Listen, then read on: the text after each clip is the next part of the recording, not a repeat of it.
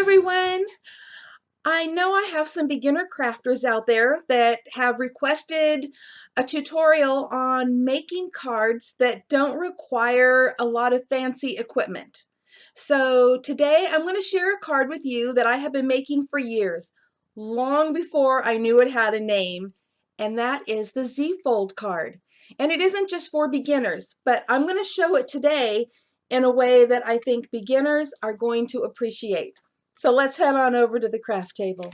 There's more than one way to make a Z-fold card, and today I'm going to show you two really easy ways that are perfect for beginners. So I'm going to start off with this one, which is an A2 size, which is 4 1/4 by 5 1/2.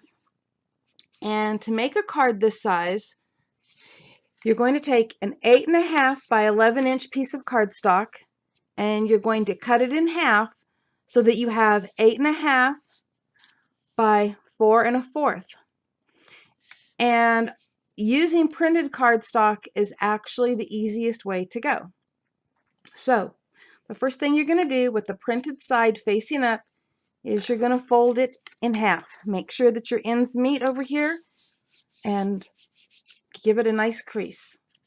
Now you're going to flip it over, and you're going to take this part and you're going to fold it in half again. And by doing that, you create the Z-fold. And then you add whatever die cuts, tags, or images that you want to add to the front of the card. And then on the inside, I like to do something that is basically the same as what's on the front, and it hides it perfectly. But you don't have to. You can, put anything you want in there as long as it's going across, where it's not going to show. Now, I didn't take you through exactly step by step on this one, but I am on the next one. This time, we're still going to make an A2 size card, but it's going to go the other direction.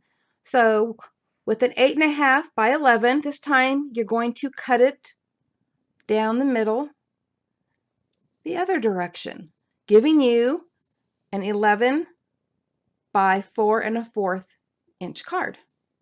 So the first thing you're going to do with the printed side up is you're going to fold it in half. Just like that.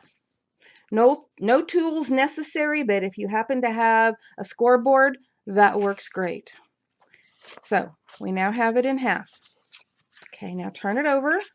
Take that front flap and fold it backwards all the way to the fold, all the way to that edge. Okay, get that nice and creased. And now you've created a Z-fold card.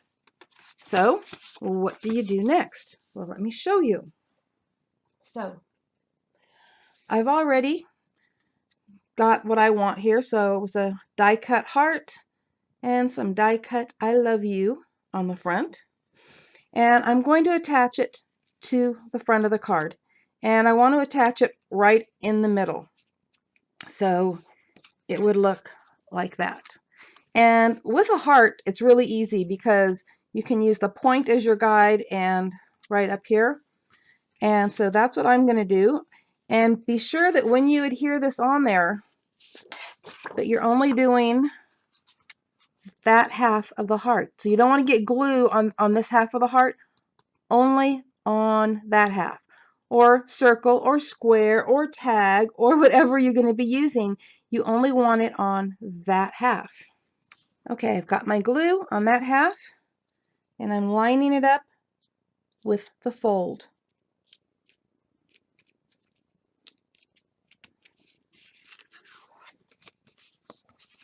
So there's that part done. Now we need to put what we're going to put on the inside. And in this case, I have another heart, and it is the same size, and we want it to where it won't show. So as you see, I just laid it down, got an idea of where I want to put it. And let's put some glue on the back of this really quick.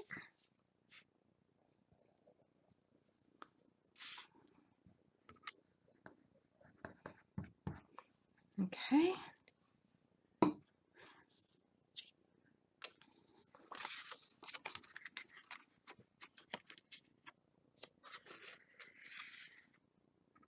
And there we go. So now we have a place for the message on the inside. Let me make sure it's down really good. And there is your Z-fold card. That was pretty basic. I've added a couple more little hearts here. But you can decorate it any way you want. You could put on flowers and lace and gems and pearls and use whatever printed cardstock you have. But let's say that you don't have any printed cardstock, but you do have some papers. Then let me tell you what it is you can do from here. Whether you're making your card this direction or this direction, all you need to do is measure each panel of your card. And if you want it to have that matted look, then cut your paper a 1/4 inch shorter and a 1/4 inch skinnier for each panel of your card, and then just adhere that. It's that simple. There's really not any measurements because you might be doing your card a different size. So that's why you just need to measure each panel for whatever size you're doing. And again, if you want it to have that matted look, then just cut it a 1/4 of an inch shorter and a 1/4 of an inch skinnier for each panel. I'm going to show you a little trick that I saw in one of Jen Evers' videos. It's easy to do if you don't have a paper trimmer. Take your paper and line it up so that you have a nice border on both sides. And then flip it over, not letting anything move. Take your scissors and just trim it right along the edge of the card. This is awkward to do for me because my camera goes in a weird way. Okay. And now, when you line it up, it will line up beautifully. Look at that. You have your nice little edge all the way around. Wasn't that quick and simple? Thanks, Jen Evers, for that tip.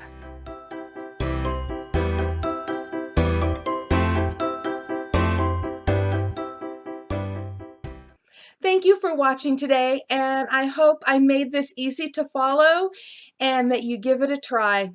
Happy crafting, everyone. Bye-bye.